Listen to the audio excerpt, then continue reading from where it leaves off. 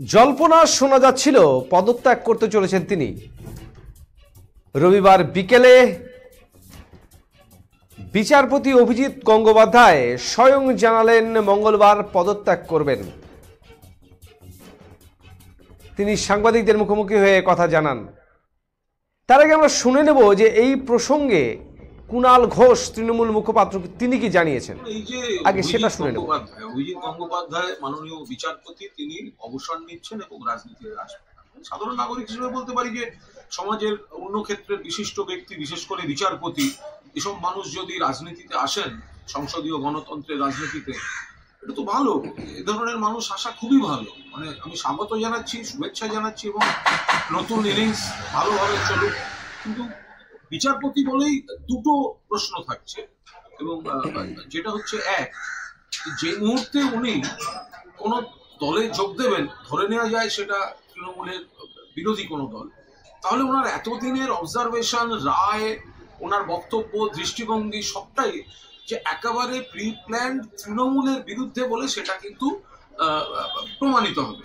আর দুই হচ্ছে, যদি যে দলেই যোগ দিন সেখানেও দুর্নীতির অভিযোগ কারুর না কারুর বিরুদ্ধে আছে, সেখানেও কোনো অন্যায় কাজ ইত্যাদি, তো তখন তো উনি এইভাবে প্রতিবাদ করতে পারবেন না। ওনাকে তো তখন সেই দলের নীতি, সেই নেতাদের মেনে রাজনীতি করতে হবে। ফলে এগুলো নিশ্চয়ই উনি ভেবে করবেন। শুনলাম কুণাল ঘোষ তৃণমূল মুখপাত্র, তার বক্তব্য। সেদিন বিচারপতি অভিজিৎ গঙ্গোপাধ্যায় বলেন, আমি বিচারপতি পদ থেকে মঙ্গলবার পদত্যাগ করব। এক নম্বর।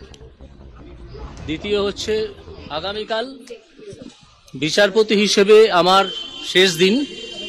সেদিন আমি কোনো বিচারের কাজ করব না, শুধু কতকগুলো মামলা পার্ট হার্ট হয়ে আছে যেগুলো আমাকে রিলিজ করতে হবে আমার লিস্ট থেকে। কোনো অ্যাডজুডিকেশন নয়। অ্যাডজুডিকেশন আমি গত 7 দিন ধরেও করিনি, কারণ আমি ব্যক্তিগত কারণে ছুটিতে ছিলাম। তো কালকেও কোনো অ্যাডজুডিকেশন করবো না, শুধু মামলাগুলো আমার লিস্টের বাইরে করে দেবো। দিয়ে পরশু দিন আমি চিফ জাস্টিস, আমাদের হাইকোর্টের চিফ জাস্টিসকে মৌখিকভাবে জানাবো, এবং পরশু দিন আমি ভারতের রাষ্ট্রপতিকে চিঠি লিখে জানিয়ে দেবো, এবং সেই মুহূর্ত থেকে, যে মুহূর্তে আমি চিঠিটা পোস্ট করব, এটাই কনস্টিটিউশন এবং কনস্টিটিউশনের প্রভিশন, সেটা মঙ্গলবার হবে। এরপর আপনাদের সব প্রশ্নের উত্তর দেব। রবিবার সাংবাদিকদের মুখোমুখি বিচারপতি অভিজিৎ গঙ্গোপাধ্যায় বলেন, মঙ্গলবার 1:30টার সময় কোর্টে মাস্টারদা সূর্য সেন মূর্তির নিচে আমি আসব, আপনাদের সব প্রশ্নের উত্তর দেব। মাথা আমি এখনো নত করিনি, মঙ্গলবার সব প্রশ্নের উত্তর দেবো। আমি পদত্যাগ করছি, পদত্যাগপত্র পাঠানো হয়ে গেলে সব বলবো। কোনো ইঙ্গিতই আমি দেব না এখন। আমি সংবাদ মাধ্যমের অকুণ্ঠ সমর্থনে কাজের সময় পেয়েছি, আমি ঋণী। দুর্নীতির বিরুদ্ধে যেভাবে মিডিয়া ক্রমাগত কথা বলে গিয়েছে, আমার কাজের যে সমর্থন পেয়েছি, আমার প্রণাম জানাতে চাই। আমি মিডিয়ার কাছে কিছুই লুকোবো না। মাস্টারদার পায়ের নিচে দাঁড়িয়ে এই সব জবাব দেব মঙ্গলবার, কারণ মাস্টারদার ফাঁসির যে অর্ডার হয়েছিল তা একসময় সই করিয়েছিলেন হাইকোর্টের জজ, তিনি ব্রিটিশ ছিলেন। ক্ষুদিরামও তাই। হাইকোর্ট ভুল করেছিল, একজন স্বাধীনতা সংগ্রামীকে ফাঁসি দেওয়া উচিত হয়নি। মাস্টারদা অবশ্য ফাঁসি হয়নি, ওনাকে আগেই মেরে ফেলা হয়েছিল বলে জানা যায়। যার সপক্ষে ডক্টর রাধা বিনোদ পাল টোকিও ট্রায়ালে বলেছিলেন, মাতৃভূমিকে রক্ষা করা কোনো ক্রাইম নয়, যে কারণে ডক্টর রাধা বিনোদ পালের মূর্তি আছে টোকিওতে, রাস্তা আছে তার নামে জাপানে।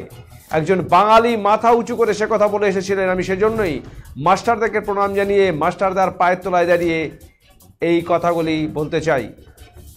এদিন বিচারপতি অভিজিৎ গঙ্গোপাধ্যায়কে এক সাংবাদিক প্রশ্ন করে নন্দীগ্রামের এক ব্যক্তি বলেছেন, বিচারপতি গঙ্গোপাধ্যায় তাদের কেন্দ্রের প্রার্থী হিসেবে দেখতে চান। নন্দীগ্রাম তমলুক লোকসভা কেন্দ্রের আওতায় পড়ে। এই সব প্রশ্ন শুনে বিচারপতি গঙ্গোপাধ্যায় বলেন, আপনারা কৌশলে আমার কাছে প্রশ্ন রাখছেন।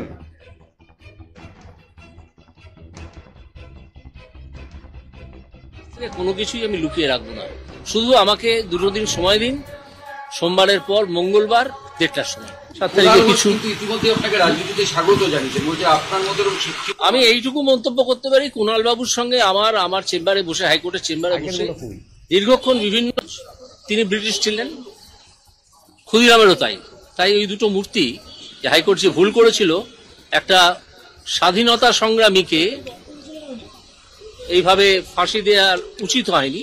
মাস্টার অবশ্য ফাঁসি হয়নি, আগেই তাকে মেরে ফেলা হয়েছিল যা জানা যায়, এবং যার সপক্ষে ডক্টর রাধা বিনোদ পাল টোকিও ট্রায়ালে বলেছিলেন যে মাতৃভূমিকে রক্ষা করা কোনো ক্রাইম নয়, এবং যে কারণে ডক্টর রাধা বিনোদ পালের মূর্তি আছে টোকিওতে, রাস্তাও আছে জাপানে তার নামে। একজন বাঙালি মাথা উঁচু করে সে কথা বলে এসেছিলেন। আমি সেই জন্যেই মাস্টারদাকে প্রণাম জানিয়ে মাস্টারদার পায়ের তলায় দাঁড়িয়ে এই কথাগুলো বলতে চাই। এবং আপনাদের যে অকুণ্ঠ সমর্থন আমি আমার কাজের সময় পেয়েছি, আমি মিডিয়ার কাছে ঋণী। মিডিয়া যেভাবে দুর্নীতির বিরুদ্ধে কথা বলে গেছে ক্রমাগত এবং তাতে আমার কাজের যে সমর্থন আমি পেয়েছি তার জন্যে মিডিয়াকে আমি প্রণাম জানাতে চাই। এবং মিডিয়াকে আমি আমার বন্ধু বলে মনে করি এবং মিডিয়ার কাছ থেকে কোনো কিছুই আমি লুকিয়ে রাখবো না। শুধু আমাকে 2 দিন সময় দিন, সোমবারের পর মঙ্গলবার 1:30টার সময়। 7 তারিখে কিছু ইতিমধ্যে আপনাকে রাজনীতিতে স্বাগত জানিয়েছেন। কুণাল ঘোষ প্রসঙ্গে এদিন বিচারপতি গঙ্গোপাধ্যায় বলেন, আমি এইটুকু মন্তব্য করতে পারি, কুণাল বাবুর সঙ্গে আমার হাইকোর্টের চেম্বারে বসে দীর্ঘক্ষণ বিভিন্ন বিষয় নিয়ে, রাজনীতি নয় সাহিত্য সংস্কৃতি নিয়ে আলোচনা হয়েছে। আমার মানুষটিকে ভালো লেগেছে। কুণাল ঘোষ মুখপাত্র হিসেবে যতই আমাকে আক্রমণ করে থাকুক, কুণাল বাবুকে আমার ভালো মানুষ হিসেবেই লেগেছে। রাজনীতিবিদ হিসেবে উনি অনেক কিছুই বলতে পারেন, উনি তো সাংসদ ছিলেন, বহুদিন রাজনীতি করছেন। আমি কথা বলে যতটুকু বুঝেছি, কথা বলে ভালো লেগেছে।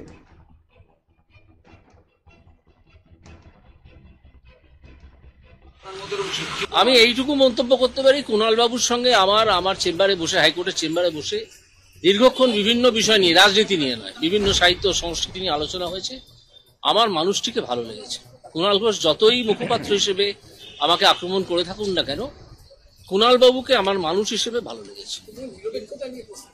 সেটা যা খুশি তাই বলতে পারেন।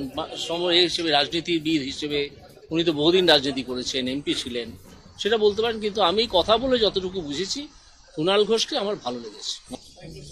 আমি আবার মিডিয়ার কাছে আমার কৃতজ্ঞতা জানাচ্ছি।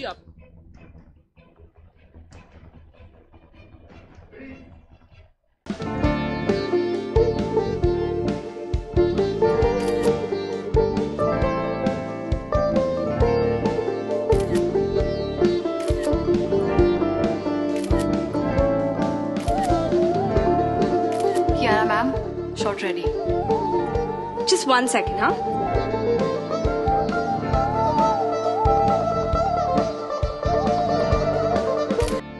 Senco Gold and Diamond, RRN Road, Old Post Office Para South, Coach Bihar.